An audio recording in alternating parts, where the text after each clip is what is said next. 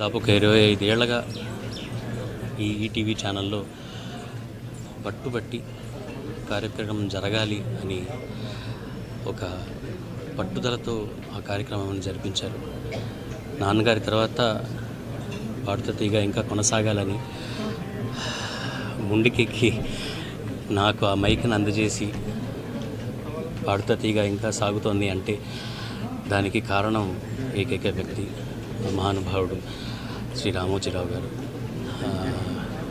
పెద్ద చెట్టు కూలిపోయిందని చెప్పాలి, ఎంతమందికో నీడగా అండగా ఉన్న ఒక మహావృక్షం పడిపోయింది అంటే it's very hard to fathom the fact. But life goes on and ఆయన ఆశీర్వాదాలు మనందరి మీద ఉంటాయని కోరుకుంటున్నాను. May his soul rest in piece.